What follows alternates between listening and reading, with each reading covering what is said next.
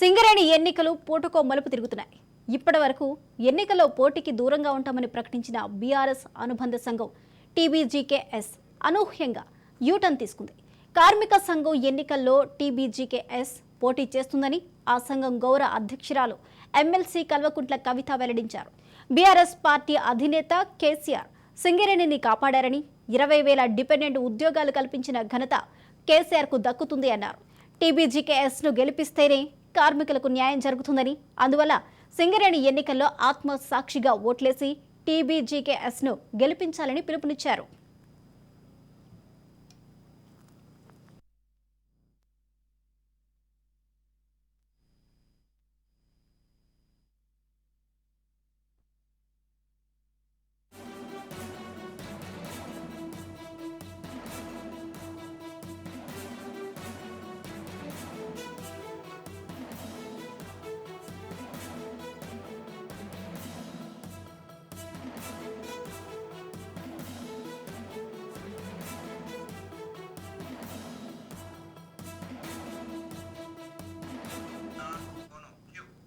ఇదే అంశానికి సంబంధించిన పూర్తి అప్డేట్స్ ను ప్రతినిధి అరుణ్ కుమార్ అందిస్తారు. అరుణ్ కుమార్.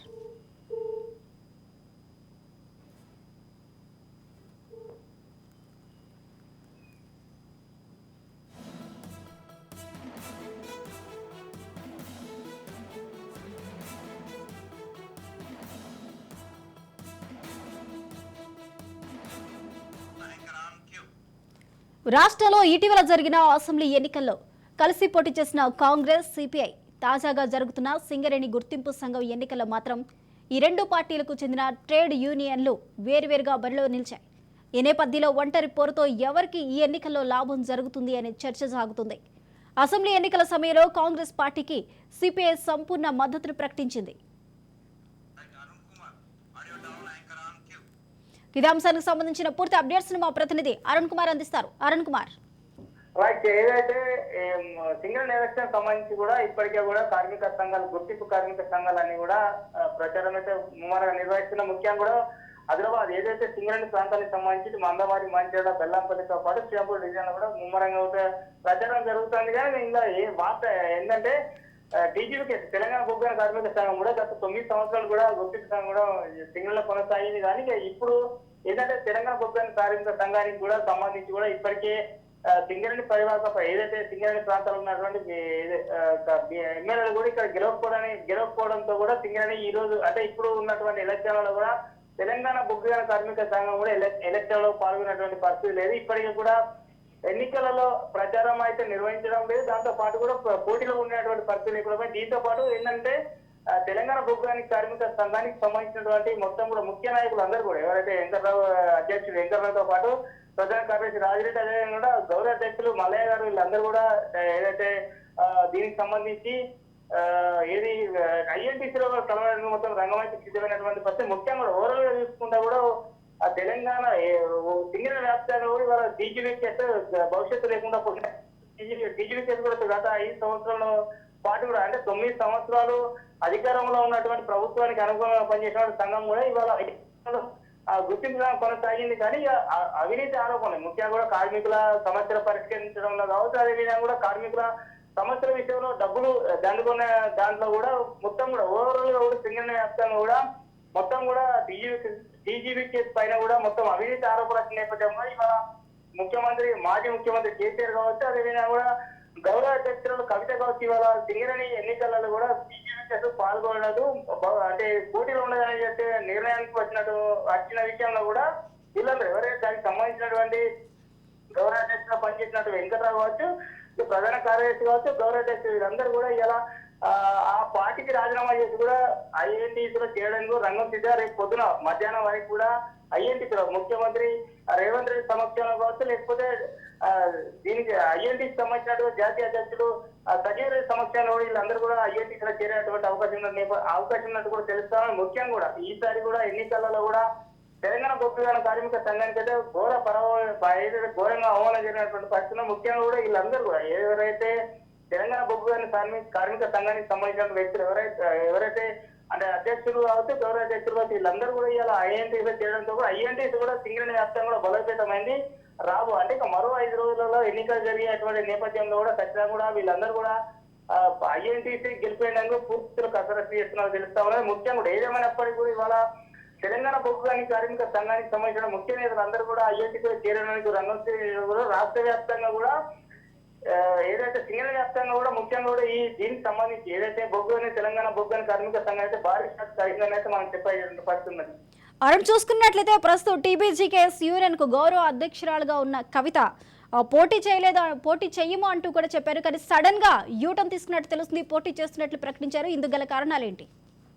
వాస్తవానికి కూడా ఈ రోజు ఏదైతే సార్వత్రిక అసెంబ్లీ సార్వత్రిక ఎన్నికల్లో కూడా మొత్తం కూడా ఓవరాల్ కూడా 6 జిల్లాలు కూడా సింగరేణి మొత్తం కూడా వ్యాపించింది. సింగరేణి వ్యాప్తంగా కూడా కొత్తగూడ కావచ్చు, ఖమ్మం కావచ్చు, భూపాలపల్లి, పెద్దపల్లి కావచ్చు, మంచిర్యాల అదేవిధంగా కూడా అత్వ జిల్లాలకు సంబంధించి కూడా ఎక్కడ కూడా టీఆర్ఎస్ సంబంధించినటువంటి అభ్యర్థులు ఎవరైతే టీఆర్ఎస్ నుంచి కాంటెస్ట్ చేసినటువంటి అభ్యర్థులు ఎవరు కూడా ఇక్కడ కూడా పోటీలు అంటే గెలవలేకపోయింది. దాంతో ప్రధానంగా కూడా సింగరేణి కార్మికుల దీనికి ప్రధానంగా అంటే ఆ ప్రాంతాల్లో ఎవరైతే తక్కువ ఓటింగ్ శాతం జరగడం జరిగింది. దాంట్లో చట్టం కూడా ఎవరైతే అభ్యర్థులు ఎవరైతే ఉన్నారో అభ్యర్థులకు టీజీబీకేఎస్ తెలంగాణ బొగ్గు కార్మిక సంఘానికి సంబంధించినటువంటి నాయకుల అవినీతి ఆరోపణల నేపథ్యంలో ఇవాళ అక్కడ ఉన్నటువంటి కార్మికులు కావచ్చు, కార్మిక కుటుంబాలు ఇవాళ ఓట్లు వేయలేదన్నటువంటి ఆరోపణ నేపథ్యంలో కూడా ఖచ్చితంగా కూడా కవిత గారు గౌరవ అధ్యక్షులు కవిత కూడా ఇవాళ మనం పోటీలు ఉండదు అనుకున్నారు. కానీ ఇక్కడ ఓవరాల్ గా కూడా ఏంటంటే వాస్తవానికి కూడా ఇవాళ కవిత టీజీబీకేఎస్ గౌరవ అధ్యక్షురాలు చెప్పినప్పటికీ కూడా కొంతమంది స్పష్టంగా కూడా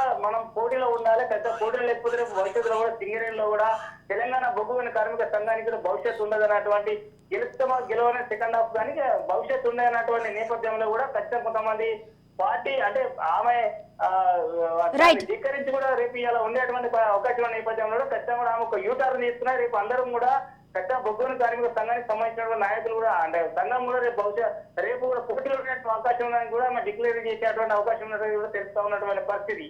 రైట్, థ్యాంక్ యూ అరుణ్.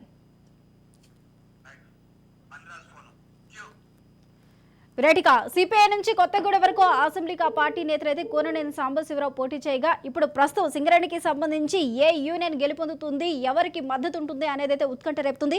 ఇదే అంశానికి సంబంధించిన పూర్తి అప్డేట్స్ ను మా ప్రతినిధి ఫణిరాజ్ అందిస్తారు. ఫణిరాజ్, స్వప్న మొన్నటి వరకు కూడా తెలంగాణ బొగ్గు కార్మిక సంఘం తరఫున పెద్ద ఎత్తున పోరాడతామని ఆ సంఘానికి చెందినటువంటి నేతలు ప్రచారం చేయడం జరిగింది.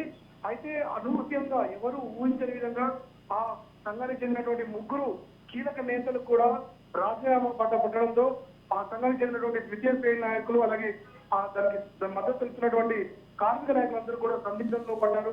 ప్రస్తుతం ఆ గతంలో ఏ రకంగానైతే ఆ సంఘం 2 సార్లు వరుసగా ఘన విజయం సాధించింది, మరోవైపు కీలకమైనటువంటి పాత్ర పోషించింది సింగరేణి ప్రాంతంలో. ఇటువంటి పరిస్థితుల్లో అనుకోకుండా ఇంత సడన్ గా ఇవి అంతా కూడా రాజీనామా చేయడంతో వారంతా కూడా పునరాలోచనలో పడ్డట్టుగా తెలుస్తోంది. మరోవైపు ఈసారి కాంగ్రెస్ తరఫున ఉన్నటువంటి కాంగ్రెస్ సంఘంలో కార్యక్రమంలో ఉన్నటువంటి ఐఎన్టీసీతో పాటు కమ్యూనిస్టు కూడా కలిసి పనిచేస్తారా, ఒకవేళ పనిచేసినట్లయితే ఉమ్మడి జిల్లాలో అంటే ఈ 4 జిల్లాలో ఉన్నటువంటి ఈ సింగరేణి ప్రాంతాల్లో దాదాపు 30,000 మంది కార్మికులు ఉన్నటువంటి ఓటర్లుగా ఉన్నటువంటి ఈ సంఘాలు తిరిగి ఈ ఎన్నికల్లో తిరిగి ఇవే సంఘాలు గెలుచుకుంటాయనేది చూడాల్సింది. ఒకవేళ ఈ కాంగ్రెస్ అలాగే కమ్యూనిస్టులు కనుక కలిసి పనిచేస్తే ఖచ్చితంగా వారు మంచి మెజార్టీతో గెలుచుకునే అవకాశం ఉంది. మరోవైపు పోటీ కూడా అంటే ముఖ్యంగా సంఘాలు ఉద్దేశిస్తున్నప్పటికీ కూడా మాత్రం వీటి మధ్యనే ఉంటుంది. ఇటువంటి పరిస్థితుల్లో ఈ నిర్ణయం తీసుకోవడంతో ఈ కీలక నేతలు పూర్తిగా ఈ ఎన్నికలు ఒక్కసారి తెలుసుకుంటున్నారు. Right, thank you Phaniraj.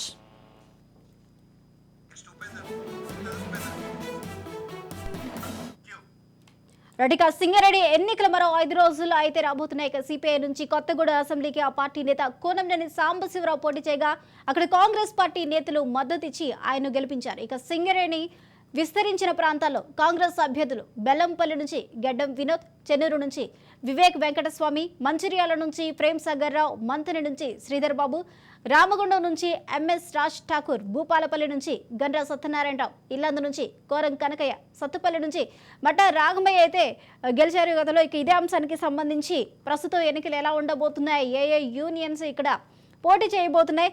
మరి గతంలో అసెంబ్లీ ఎన్నికల్లో కలిసి పోటీ చేసిన కాంగ్రెస్, సిపిఐ మరి ఇప్పుడు విడివిడిగా ట్రేడ్ యూనియన్లుగా వేర్వేరుగా ఎందుకు ట్రేడ్ యూనియన్స్ పోటీ చేయబోతున్నాయనే అంశానికి సంబంధించి పూర్తి అప్డేట్స్ మా ప్రతినిధి ఉపేందర్ అందిస్తారు. ఉపేందర్.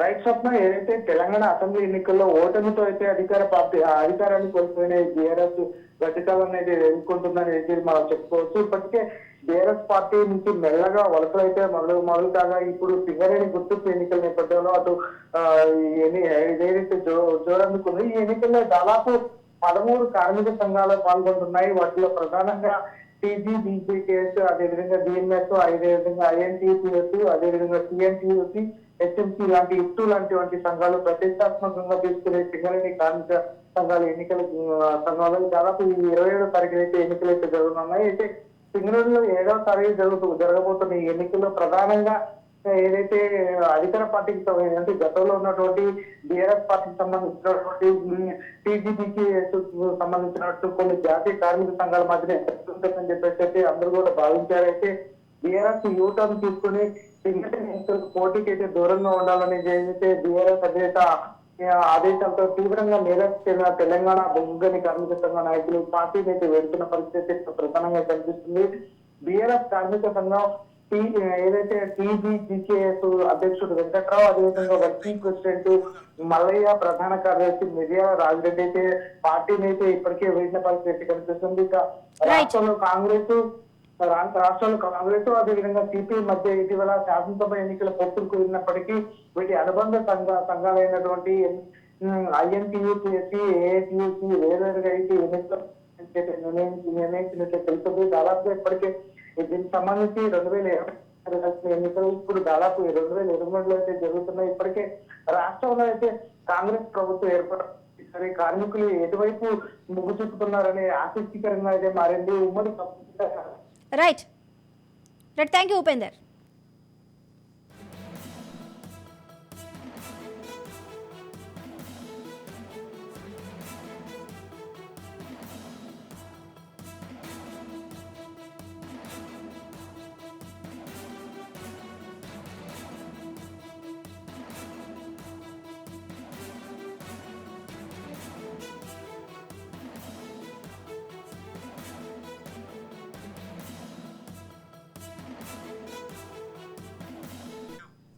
అయితే కాంగ్రెస్ అభ్యర్థులకు సిపిఐ సంపూర్ణ మద్దతు తెలిపింది. గనులపై గేట్ కమిటీలు, పట్టణాల బైక్ ర్యాలీలు నిర్వహించింది.